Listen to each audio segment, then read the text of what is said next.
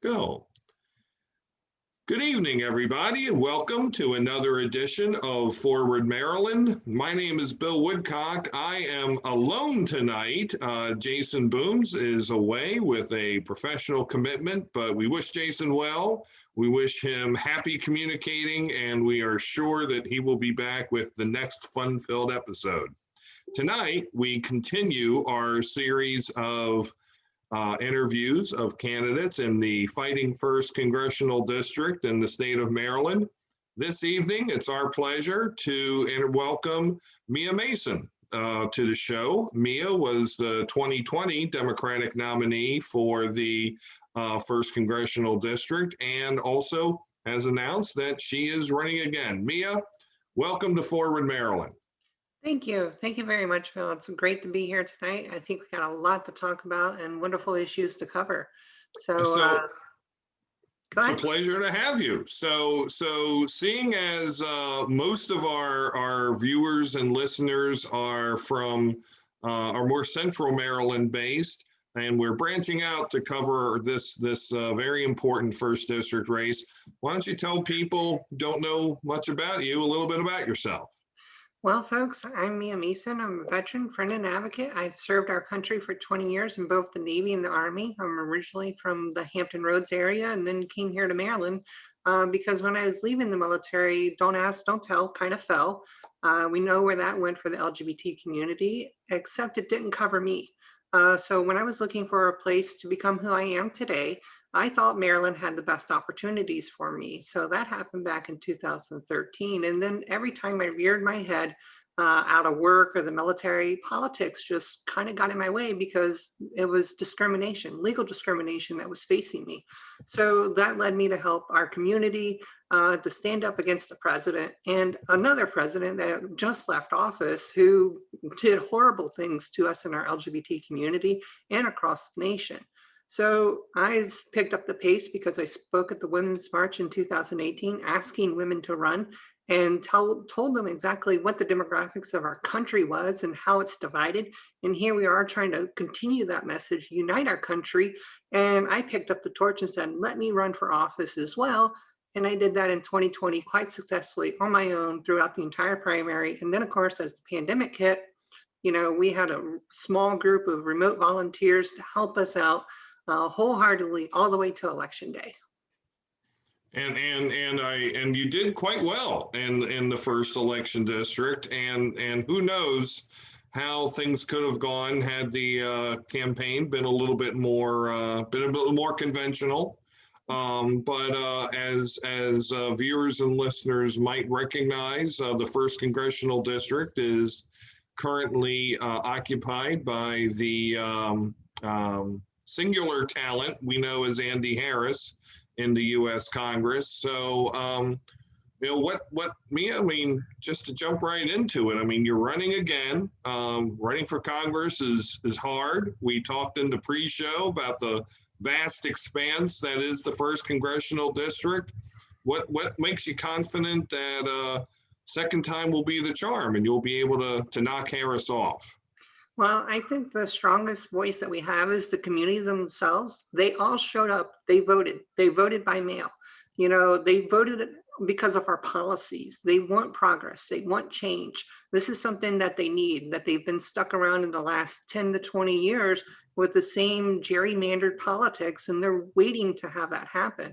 Even if I might be the first LGBT person to win a congressional seat in Maryland, for Congress on the federal level, it'd be historic for everyone to be able to get out the vote again to support us. And we're looking forward to that support in 2022. So I know that in the, I know that one of something that happened, I'm sorry, but let me start over. Fumble mouth this evening. So redistricting is a big issue. We talked earlier about the vast expanse that is the first CD. For those of you listening at home, it goes from Carroll County all the way through to the lower Eastern Shore. There is no other congressional district on the Eastern Shore. doesn't seem like it matters to you how it changes, but how do you see the redistricting map changing the first district? Well, I think that we could end up losing Cecil, Hartford, Baltimore, and Carroll County, just to make sure that the lines aren't like spaghetti looking like District 3. Or it could, be something amazing that we could end up with more Republican districts where we could pick up all of Hartford, pick up more of Baltimore, and pick up all of Carroll. And then that would make District 1 even more red.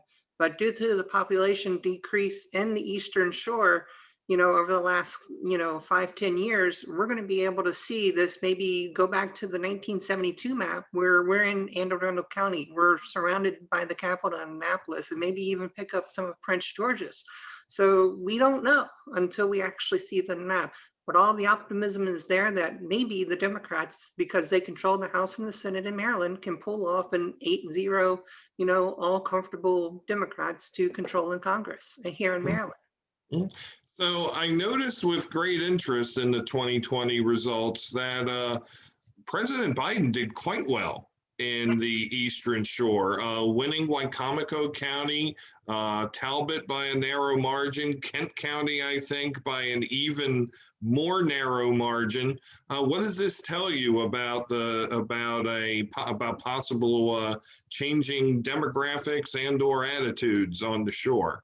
Well, it proves that they want the change. They've gone purple to fight the opioid epidemic here in the last 6 years. Now they're just nudging their way to progress, new businesses, new jobs, and we're looking to provide that. And of course, that means that they have to cross over from, red to blue. So how do you do that? How do you make that quote unquote sale that voters who have voted reliably red, certainly for this congressman and possibly for his predecessors who, except for one, and almost in my lifetime have been Republican, or two in my lifetime have been Republican. How do you convince them that they need to vote for you and not stay true to the Republican Party? Well, just like any business person or mayor that's out there, if they need something done, they need to reach across the aisle. Tell them why it's good. Make sure that it fits the common good. Make sure that you hear from both sides of the people. This is why we have discussions like, discuss issues with Mia. And we want to be able to hear both sides and agree to disagree, but then also show what the actual win-win is or win-lose. But, it's going to help the community, and this is what they need. Even if it affects them on a local level, we're running for a federal office. So that is the type of pull that we're trying to get, is because we know that you came here to retire. We know that you came here to do your business. We know that you came here to, go to college, but we also need to fix things like our healthcare, our bridges, our infrastructure. There's no broadband still.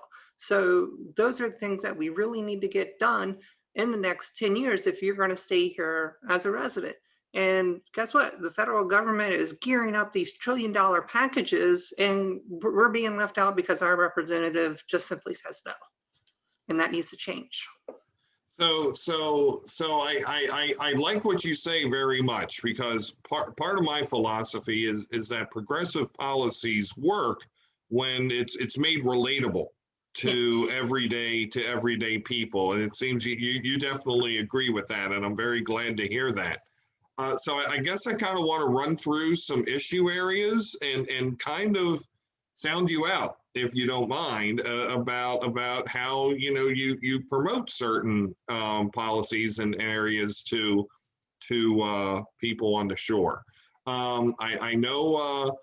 I know from talking to a number of friends I have on the shore that transportation is a necessary evil. They love it, except for those several months of a year that all of us Western Shore folks and from elsewhere are making the trek down Route 50 and out 404 and everywhere else. What's your pitch to those folks about transportation? Well, I'll have to say that widening is not the way to go. We've seen how that works with like 270, 295, 97, 95. It was just not a good idea. Same with 495. Widening wasn't the correct answer, but public transportation was the right way. Light rail, train. We used to have a train that went across the Chesapeake Bay Bridge, and we're now working toward a proposal for a third Bay Bridge. Imagine if you could actually take a train from New Carlton all the way down to the Ocean City, and that would really help incentivize our folks to take a tourist destination on the Eastern Shore. If they could stop into all the little towns along the way from, DC, BWI, Virginia, instead of them driving and then clogging up, a central choke point, and then local roads like in Talbot County, that would make a big, huge difference, because once they get through there after the border on 404, they have to go all the way down to Salisbury and then, sit at a bridge. And there's only two options to get to where they want to go on the Ocean City. So imagine just taking your suitcase that you got in from BWI, get on the train, the light rail down to Annapolis, and then go down to Ocean City. That's far better than sitting in 5 to 6 hours of traffic on a Friday night trying to get to your resort. So I was going to ask you how you felt about the third bridge span, if it should be where it co-located with the two current bridges, or if it should be further north, it should be further south. But what I'm hearing is instead of making that a third bridge, make that public transit, or am I hearing both? Both, actually, because the thing is I'm from a maintenance background. I used to work at places like Domino Sugar, the Navy, on aircraft, and did all types of wonderful maintenance things. So I have to kind of look at this as what it's going to overall cost. If we put a new braid bridge, let's say, and connect it from Route 100 to Rock Hall, or down in Somerset or in Dorchester, from a maintenance standpoint, we're just doubling down on the maintenance cost. So if we put the third Bay Bridge, we make it, 4 to 8 lanes, all right, on both sides, make it nice, okay? It's affordable to put a span right between the two bridges, and then, put light rail on it, or a train. That's the best option right there, because then that infrastructure will not affect Queens Anne, will not affect Graysonville or Stephen or Chester at all, because it will be on the same public land for free without making any changes. And that would really help the shore. It'd bring more people in, it'll help the community, and thankfully places like the Kmart are gone, but now we got Target moving in, which is going to really help us out, because people know that's a brand that they recognize, and they're going to come in and shop when they stop. And if we had a train station there, that means more people can grow their businesses here on the Eastern Shore. Terrific economic development opportunities on both sides of that potential span. My own take is that it was very short-sighted of this governor to advocate for it to be where it is. It smells a little ridiculous. I asked this, having a daughter who is a social worker, graduate of Salisbury University, and had remarked to me on many of an occasion where she was in school about the poverty on the Eastern Shore, especially on the lower shore, Princess Anne, Salisbury area. And when I first hear poverty, and my perception of that area is that it's the most south-like of the Eastern Shore, I think access to the vote. So what would you do as a congressperson, and how do you let people know that electing a Democrat is crucial to protecting a person's right to vote? Well, I think the biggest thing that they're going to see is the investment into the Eastern Shore to vote.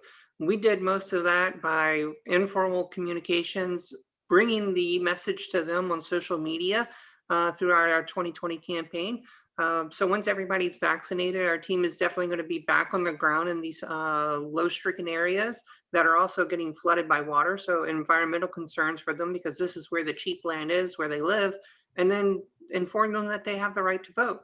And then work with the Maryland legislators to improve vote by mail, because we proved in 2020 that it was effective. And we need to remove the roadblocks like the application and everything else that the governor threw in our face. which put a little hamper on it, but people still came out and voted.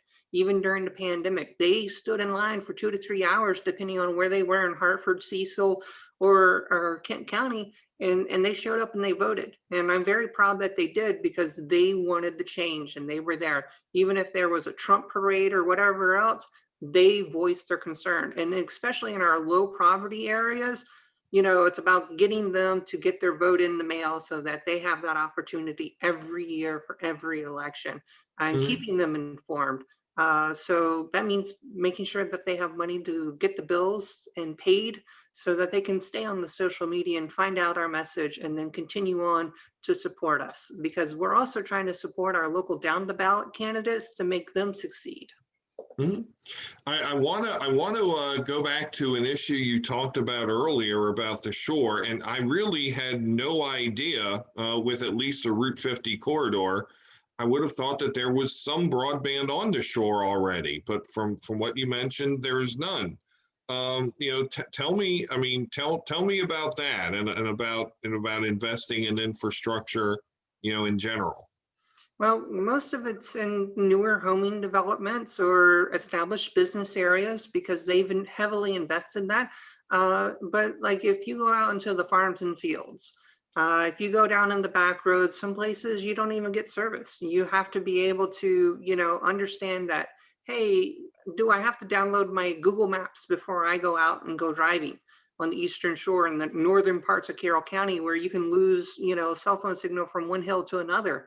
uh, those are the important things that matter. And when they only have $14,000 for infrastructure to put in rural broadband, that's not enough. That's like 1 mile of fiber optic cable. That's enough maybe to do like one home for like 10 or 15 homes. We want to be able to make sure that infrastructure is put in. And when we have companies like, Tesla stepping up with Starlink, and you spend $500 and you got faster internet than you could ever hope for, all right, it's mind boggling. You Mhm. can actually game on this. You can do web conferencing, you can do videos, you can do everything just as if it was direct TV or something else. But this is at the same price as what people pay in the city for high speed internet. And it's amazing, because now we're looking at, why do people have cell phones? Why do people have this when they can just have this, perfectly in the space type of technology that is now going to be there for them to use, versus then having to dig to their front door and put in a wire. So we have a lot of groundbreaking technology, and that's part of our message, to tell them that we're still trying to invest. We need a telecommunications bill to completely change this, so it's affordable for everyone. So one of the charming things I find about the shore is all the small towns and all the tiny, one stoplight, or I say half a stoplight, because they only have the None. blinking yellow, or no stoplight Yeah. because they have a stop sign. Communities, and I understand, the very real concern that people have that technology is going to come in and, bring some huge corporate mega structure and break up. But I see that as, I see technology as actually preserving those communities. How do you feel about that? I think it's a great thing, because, some towns are even scared of the brand new roundabout because they are afraid that it's going to destroy their heritage. But we can have a living memory online. That's the beauty of the technology. When you take a look at all these farmhouses and these townhomes and these old captain houses that used to be, for the entire ship to live on, it made sense back then, for the family and the crew to live together. And that's something that can live online, as things get changed, because eventually it might not be there. We're seeing the impact of climate change today, and it's affecting everyone. So to be able to memorialize, historical preservation is super important. And the more that people are able to preserve their ancestry means that the next generation doesn't have to worry about it. We just have to be able to do that maintenance part of it and maintain that. Okay, so I'm gonna role play for a second, and I'm gonna play your typical skeptical voter. I'm sure you haven't seen any of these in your time, but you're sounding great, Mia. But you're a socialist. You know, you just want to raise my taxes. You want to take my guns. You want to tell Purdue that they can't dump chicken poop wherever they want. You want to, you want to just do things that are just going to mess me up. Or if I'm from Carroll County, Hartford County, Baltimore County, well, I can still go there with the guns, but doggone it, you're just a liberal. You're just a lib. So how do you respond to all that negativity and bile that your Republican opponent just wallows in? Well, number one, for the guns, Sunday's coming around, so that means we can go hunting. So you can thank your local county officials for that. I'm not trying to take away your guns. We're just trying to make it easier for you to get your gun by actually having a background check and everything else done. And the way I want to be able to do it is put it on your driver's license. So that means if you want to take your weapon and give it to your kid, it's going to be able to be transferred over to them with their driver's license or their ID, regardless of their age. So think about that. You got a legacy to live with, and you have all of these weapons and everything else. I'm not trying to take them away. No need to. And of course, when you want to say that I'm giving stuff away, I'm not. I'm actually providing a need for the communities to have a tax to make sure that your weapons are safe. Isn't that important? I love it. I love it. So I'm going to. Jason is not here, but his spirit does permeate this show as it does, and so I know he asks a question near the end of every interview that I'm going to ask. So let's say that you are having a rally at, let's say, Chesapeake College. And it's October, it's November, we're vaccinated, it's awesome. We can be around people again. And you're leaving the auditorium, and a worker, let's say a worker at the college comes up to you and says, "Mia, what's your deal?" What do you say? Well, what is their deal? Honestly, I don't know what the deal is. Well, let's assume this person just wants to know about you. So give them your elevator pitch, because you've been there for 2 hours. You're tired. You're jazzed. You have that thing going on. We're like so many things at one time. Just, what's your retail political sell? Hey there, I'm kind of like your neighbor as well. I'm going to be here to be able to support you. I'm here to listen to you, number one, and then raise your voice and amplify it in Washington, D.C. And if I have to, make a phone call over to Annapolis and ask them to help you out. Because honestly, whatever your issue is or deal is, may be able to be solved by others here in our own community. In fact, they may even be in this auditorium right now here at Chesapeake College. So let me help. And being elected allows me to help you even more. This is a good reason to vote for me. That is terrific, Mia. Thank you so much for being a wonderful guest tonight. Before we do go, I would love for you to give people out there in viewerland ways that they can get a hold of you and or get involved in your campaign. Sure. Well, I'm a candidate that answers my phone. So 410-94-MASON is my phone number. They can also email me at miadmason.us. That's our website, or find me on Twitter or Facebook at MIA4MD.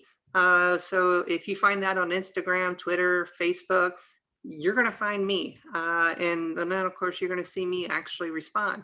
So there you go. It's just me right now until my team comes on board in the fall. So y'all have a wonderful day, and thank you for coming. And I can vouch for that. She is very accessible on multiple modes of communication. So she is terrific.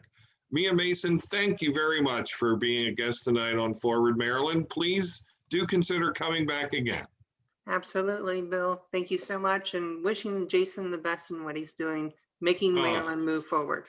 He's going to be awesome. So thank you out there in viewer and listener land, and we will be coming at you sometime next week with another great edition of Forward Maryland. Take care, everybody. Bye. Bye.